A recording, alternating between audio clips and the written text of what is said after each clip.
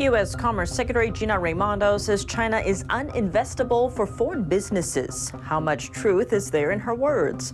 And what's behind China's economic fog, with its crumbling real estate market, stacking state debts, and money fleeing the country? What do you think? Let us know below and subscribe if you haven't already.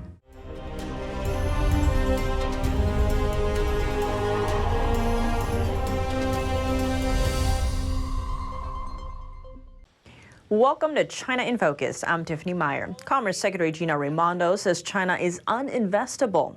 Her comment echoes an earlier one from Biden, that China is a ticking time bomb. Experts say China's weakening economy comes down to the draconian COVID-19 lockdowns that swept across China during the pandemic, closing factories, sending many small businesses toward collapse, and hitting consumer confidence. And on top of that, trade tensions between the U.S. and China are adding fuel to the flame. How far has it gone? And where does the situation leave foreign companies inside China? Let's take a look. 3 American consulting firms took a major hit in China this year. The latest one is due diligence firm Mintz. Beijing recently slapped the company with a $1.5 million fine in the name of national security. It's the same company that had its Beijing office raided and closed by Chinese authorities in March, with 5 staff members detained by police at the time. As a due diligence firm, Mintz investigates the backgrounds of new hires and gathers information for business partners. It has previously said its operations in China are transparent and legal. The issue goes beyond Mintz. From April through May, Chinese police raided 2 other U.S. consultancies, Cap Vision and Bain & Company. Both of them mainly work with other Western companies inside China. But what's China's concern? These companies' operations would be considered normal in the West. The fine on Mintz comes as Beijing ramps up control on information sharing. An amended law took effect in China earlier this year, the Anti-Espionage Act. It has sent chills through Westerners living in China, from scholars to business leaders and journalists. What's unnerving a lot of people is that the update broadened the scope of what Beijing considers espionage, but it didn't outline where the boundary is between espionage and normal information collecting for business. The recognition of the so-called Espionage Acts has also been greatly expanded. For example, the subjects that may be involved, such as foreign organizations, diplomatic organizations, and individuals outside the country, are all included in the scope of the so-called Anti-Intelligence Act. The law greatly expands Beijing's powers, allowing authorities to search suspects' bags, digital devices, raid property, or even block them from leaving the country. It's because whenever the so-called espionage issue is involved, there is no need to follow procedures, no need to conduct public hearings, and there is no way for the outside world to understand such cases. If Beijing thinks that you are an enemy of its regime, it can easily charge you with espionage.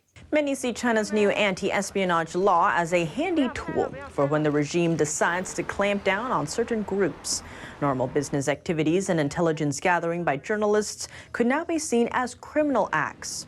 On top of that, China's State Security Ministry is mobilizing the entire nation to join the country's so-called counter-espionage network. As part of it, citizens are tasked with reporting suspicious activities in exchange for rewards. More American companies may be on the chopping block in China. In China's financial hub, Shanghai, regulators summoned 3 firms in late June, including Starbucks and Shake Shack. Authorities said the summons was due to the companies collecting excessive personal information. With that background, the U.S. State Department is sharing a warning for Americans: reconsider traveling to China, mainly due to risks of detention without cause or being blocked from leaving. Just this May, China sentenced a 78-year-old American citizen to life in prison. China did not give details, but the charge was related to spying. Just across the water, Japan has faced similar issues. 17 Japanese nationals have been detained in China since 2015. Charges are often tied to private discussions between them and Chinese citizens about topics Beijing deems sensitive, like North Korea. Why the similarities between the U.S. and Japan? Because of Japan's democratic system, China treats the country virtually the same as nations in the West. Now we hear from Grant Newsham, Senior Fellow at the Center for Security Policy. We spoke about Raimondo's comment earlier this week that U.S. companies see China as uninvestable. Well, she's stating the obvious, and this is something that was obvious probably 10, 20 years ago. The Chinese government has put up such obstacles to American companies, any company, foreign company, trying to do business in China, that it's very difficult to really do business the way we know it. Consider it in the Chinese markets is basically like a Ponzi scheme run by the mafia. As I said, this was obvious a long time ago. I remember hearing a prominent person in a well-known Western financial firm say this about 7 or 8 years ago. His main point was there's no property rights in China. The corruption is just too much. And the government wants to do you in and replace you with a Chinese company.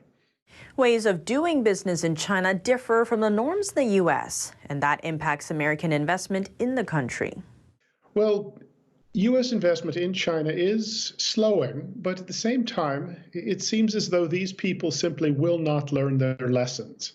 They are still pushing for investment, for staying in the Chinese market. It's this lure of selling one of something to every one of the 1.4 billion Chinese people. As I said, if they haven't figured this out by now, shareholders ought to be bringing lawsuits against the CEOs of these companies that have put them into this dangerous market where everything is at risk and at the whim of the Chinese Communist Party. Newsham says China's so-called economic miracle isn't what it once was. Now, I would say the U.S.-China relationship hasn't been very good, at least for a long time, certainly since Mr. Trump came in. Once the Americans actually kind of stood up, the relations didn't get any better. They did get worse. But this all directly affects U.S. business. U.S. business is in China at the sufferance of the Chinese Communist Party and to provide the necessary foreign exchange, technology, and know-how to allow the Chinese Communist Party to develop its economy and to paper over huge fissures in the Chinese economy, Chinese society. When 500 million Chinese are still living on $5 a day, the Chinese sort of economic miracle looks a lot less like an economic miracle, but it has by and large been funded by Westerners and other foreigners, particularly the Japanese. Newsham said the Chinese Communist Party ultimately seeks to dominate the United States. But is China really strong enough to achieve that goal? Let's circle back to the economic woes in the communist country. First, let's zoom in on the real estate sector. It accounts for 1/4 of China's growth and has long been a growth engine for the world's second largest economy. Now, the biggest property developers in China are stuck in record-level crisis. Country Garden has over 3,000 ongoing projects across China. It claims to be the country's largest real estate player. Deep in a debt crisis, the company owes over $150 billion and failed to make interest payments on 2 loans this month. Another real estate giant, Evergrande, is the world's most indebted property firm. With $340 billion in debt, almost 2% of China's entire GDP. Evergrande has lost more than 99% of its market value over the past 3 years. The company had to file for bankruptcy protection in New York weeks ago. How much is the real estate sector impacting China's economy as a whole? So there's huge debts coming through on the property market in China, which amounts to massive portions of the economy, 25-30% of the economy, and huge amounts of Chinese personal wealth is tied up in the property sector. So it's a pretty big deal. The crisis has grown so large that it's starting to spill over. Since the sector's debt crisis was revealed in mid-2021, companies accounting for 40% of Chinese home sales have defaulted, most of them private property developers. Besides the real estate sector, China's financial challenges are flowing down into local branches of government under the Communist Party. Local level debt is now estimated at between $13 and $23 trillion. That translates to a maximum of $16,000 per Chinese citizen. The country's strict lockdown policy during the pandemic is largely blamed for the dire situation. Combined with mass virus testing costs and other measures, all Chinese provinces faced an antivirus bill of around $50 billion last year. Left to stare down that debt, should we expect to see Chinese cities filing for bankruptcy anytime soon? Much like Detroit did in the U.S. 10 years ago. unlikely because the Chinese Communist Party wouldn't allow it, seeing the formal disclosure of major financial problems as an admission of weakness. Even then, investors seem to be picking up on the teetering business climate. Many are fleeing China and taking their money elsewhere. Foreign direct investment in China now only 1/5 of what it was last year. China saw $20 billion in direct investment in the first quarter, compared to $100 billion last year. On top of that, a report predicted the country would see the biggest outflow of millionaires globally in 2023, estimating China would lose over 13,000 millionaires. The next highest nations on that list are India and the UK. In June, a Guangdong-based immigration agent who mainly serves China's wealthy gave his take. He noted he's seeing a growing number of clients leaving China. The report said last year, over 10,000 wealthy people left China, taking almost $50 billion with them. But why are they leaving? The report points to several possibilities: the slowing economy, harsh COVID-19 restrictions in recent years, and Chinese leader Xi Jinping's push for common prosperity. That campaign urges China's rich to share their money to reduce inequality. That's all for today's China in Focus on YouTube. We're now sharing a shortened version of our program here after being demonetized for 2 years. Here's what to look out for in our second half. U.S. allies in the Pacific are facing a threat: Communist China's increasing influence. What allowed Beijing to get a grip in the region? How are the U.S. and its allies involved? And what can we do about it? More on that with Grant Newsham, Senior Fellow at the Center for Security Policy, in our second half. The full episode is available on our partner platform, Epic TV. To sign up, click the link down below. Thanks for watching China in Focus. I'm Tiffany Meyer. See you tomorrow.